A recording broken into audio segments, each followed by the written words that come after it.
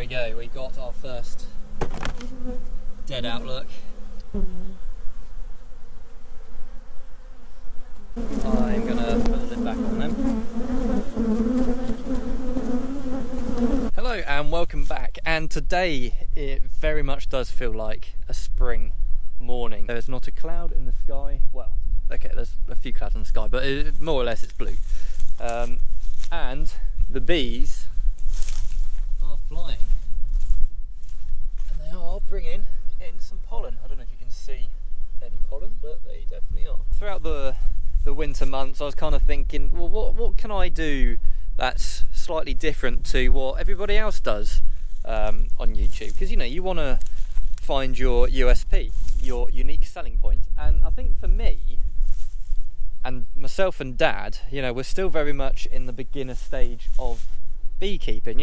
We're going into our third season now, so we're still, every year we're learning a lot more and a lot more and a lot more. And kind of got me thinking, well, how did I really learn how to keep bees and what to look out for? And it was through YouTube. So I think it would be quite nice to do a series of, a beginner to a beginner from a beginner sort of thing. I don't know if that makes sense, but it's something I'm going to, maybe try out. And I think today is quite a good first episode of that, I suppose. So, the sun is out. It is the 1st of March. Spring is definitely just around the corner. But as we learnt from last year, if you don't keep on top of your bees now, that you could keep them going through the winter just fine. They weren't that active. Now the bees are active, there's not a lot of pollen and nectar about. They're going to be romping through their stores. So the purpose of today's video is showing you guys the importance of keeping your bees fed over this time of month, this time of year.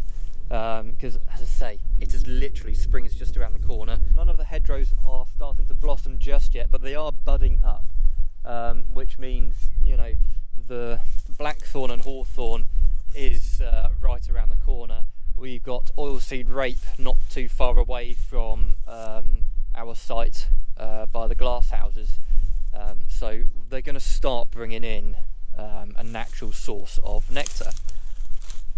But in order for them to do that, they have to rear new brood, and the key thing for that is pollen.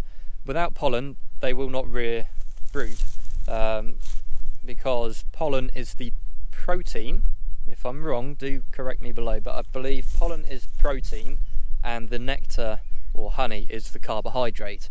And the baby bees need pollen. They need that protein, because the nurse bees do some magic with it. We're going to be checking that all the hives are healthy. Going to make sure we haven't got any more deadouts. Touch wood, we don't. It's 13 degrees Celsius today. So I might just pop the crown board open and just see the cluster sizes that we're having. I'm not going to go in the hive because you'd be at risk of more harm than good. Because if you damage the queen at this time of year, so you might as well say goodbye to your colony, to be honest. So yeah, I'm not going to be going in the hives, but I'm just going to go in and have a look at the cluster sizes, feed any that need feeding. I'm guessing most of them will need feed because, as I say, we've had a couple days now where it's been like this. Right, I'm going to put my schmock on. I'm not going to bother suiting up. I don't think I haven't got any holes. Nope. Yeah, so I've got no holes, and yeah, we'll go from there. And I got fondant in the back of the pickup, and I was able to get here relatively easy actually, but it is still very much damp. Okay, so we're still feeding fondant. This time last year, actually, I'll put the link up there, but this time last year we did trial feeding syrup, a 1-to-1 ratio of sugar water, and although the bees did actually take it down, we did kind of see that, or the hives that we did put it on, they were slightly knocked back a little bit, I think. All schmocked up. It's my outfit of the day. Oh, wow.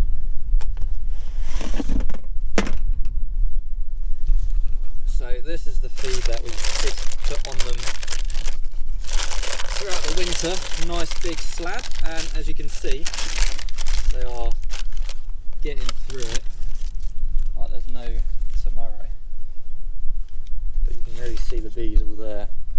So what we'll do, we'll just want to have a quick look and see how they're getting on. There we go. Oh dear. Best thing to do is just, whoa! That is 1, 2, 3, 4, 5, 6. They're over 6 frames. I'll just pop them back down.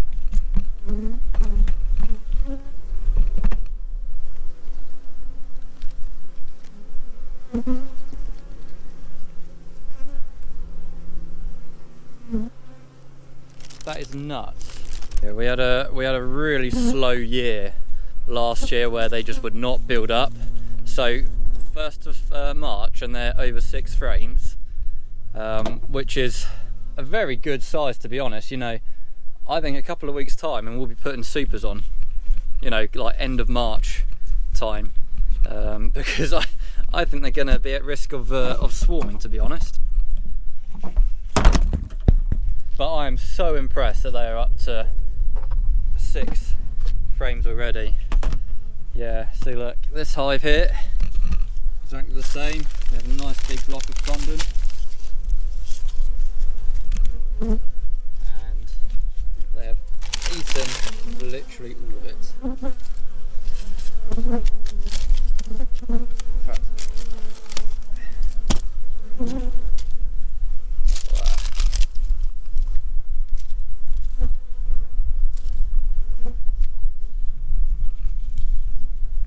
now, like I said, last year we were very lax on feeding. So this year we are, well, I'm doing my utmost best. You ready to listen to this? Oh. I think it's safe to say that this colony is not a deadout either.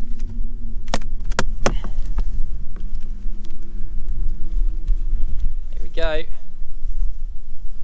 Blimey! This is literally, no word of a lie, the 1st of March, and there are 1, 2, 3, 4, 5, 6, 7, 8, 9, 10. They're over 10 frames. Oh, I'm not lying, 1st of March 2025, and they're over 10 frames. And these guys are actually very calm as well.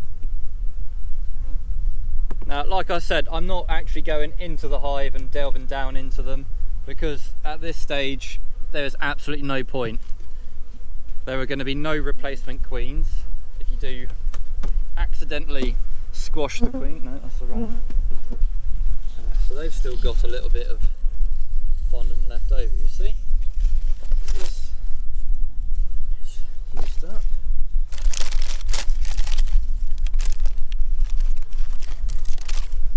Might put a little bit. Well, I'll heft the hive and see.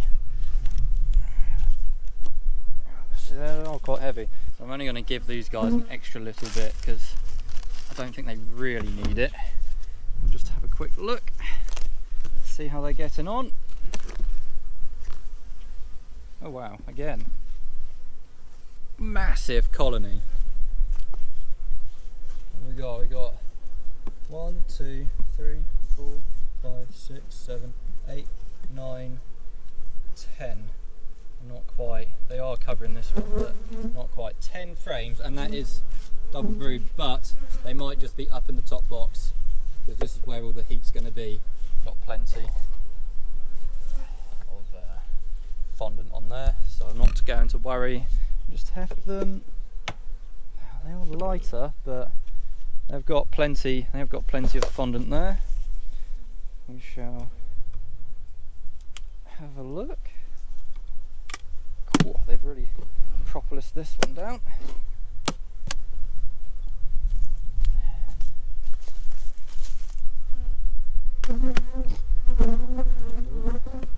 Starting to get a little bit agitated. The best thing to do when bees do get a little bit agitated is you stay calm. You start panicking and rushing, you're just going to make the whole situation worse. Yep, look at that, another good size. They're over 1, 2, 3, 4, 5, 6, 7, 8. Tell you what, it's not actually going to be long before we start putting supers on these guys. But I'm not going to feed these. I think they've got plenty of stores in there. Well, not store, they've got plenty of fondant on there. So I think they're going to be fine. Oh yeah, there's the camera that I put up a couple months ago. Working well. Sometimes we see Mr. Fox. Wow. Okay. So these guys have eaten their stores. They are heavy. So let's have a quick look. And this is double brooded as well. Look at that. That is just mad, isn't it? Look how calm these bees are as well. Pop that back on. Whoa! Look at that. I am absolutely astounded by how well these guys are all getting on up here. Right, we are at our next site, and you can see they are all, apart from that one, looking quite busy. So we'll go in and see what needs what. You can see these guys have still got plenty of stores or fondant. Take that out. So hopefully look at that. That's a much nicer cluster. That to me is a normal size. But they're quite angry, so I'm going to put them back down.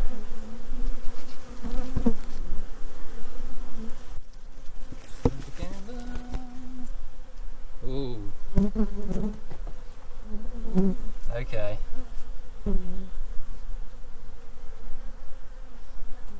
So this hive here is clearly not looking too good. Can't see any drones, so don't think there's a drone laying queen in here. But you know, we'll see. We'll see how they come across in the next few weeks. You know, they might build up. If not, no bother. But that's kind of the reality of beekeeping, really. Nothing is guaranteed. I'm going to put the lid back on them.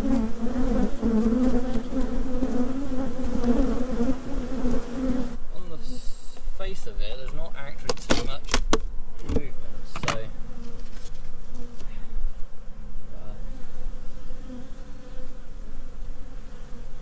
there we go, we got our first dead out look.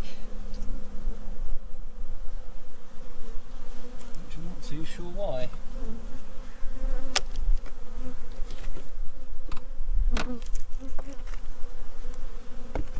Not a nice sight to see.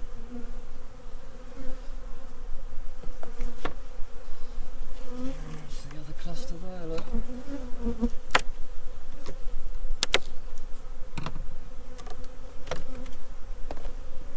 That. I think that's a classic case of isolation starvation. Because if I even heft, ooh, it is a little bit light, but I can see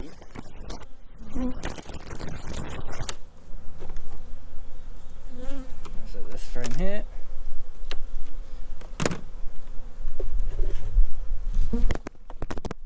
They've got stores, you'll see. Both sides.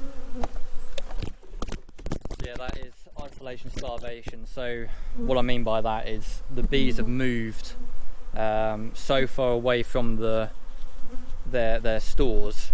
So I mean the bees are all the way back here. So they've obviously worked from the middle and come this way, so I'm guessing there'll be more stores the further along we go here. And they've just kind of worked in the wrong direction, which is a little bit annoying, a little bit sad, but that is something that beekeepers do see. You can see the bees are right in the bottom of the cell, so that's a classic sign that they were really struggling on feed. No sign of the queen.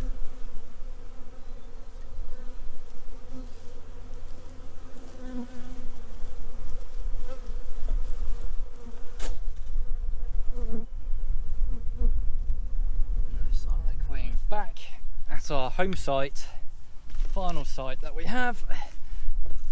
We don't have too many hives left down here now because we kind of migrated them to where the oilseed rape is.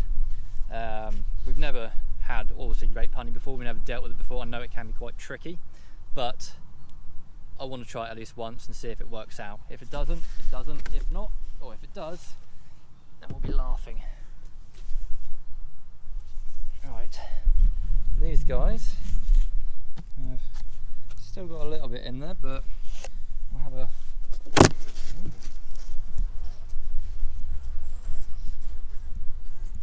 well, these don't look too promising, do they? Final colony in the Pains polynuke. That's had a fair old beating. Wow, look at that. These guys are certainly doing quite well as well, aren't they? I'd say there's still plenty of fondant in there, to be honest, so I'm not going to worry about feeding these guys. Let's just the other three that need a bit of feed. That is kind of the end of today's video. But on the whole, the colonies all look very, very good. I'm really, really surprised about how well some of them are coming along. You know, 10 frames on the 1st of March for us is ridiculous. Did not expect that at all.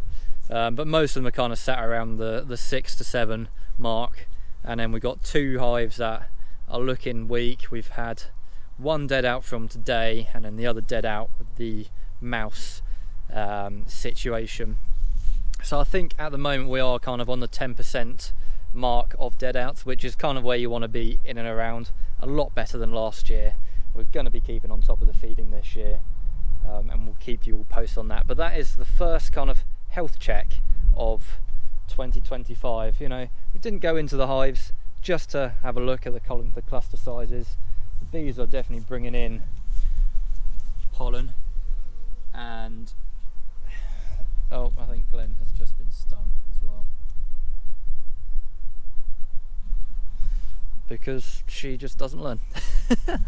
But yeah, that is the end of today's video. If you did enjoy it, please do give it a thumbs up, subscribe, and we'll see you in the next one, where, depending on what the weather's doing, could be our first hive inspection. I'm not going to look at these again for another probably 2 weeks maybe. Just depends on the weather situation. But I'm very happy with how they're coming across. So yeah, the next video on from this could be our first inspections of 2025, if the weather keeps up how it's keeping up. So yeah, thank you very much for watching, and we'll see you next time. Goodbye.